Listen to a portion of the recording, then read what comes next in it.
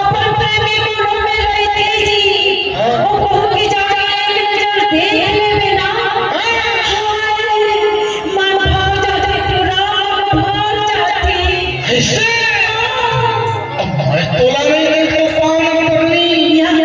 तोल मन कैसे करती तू कैसे कैसे करती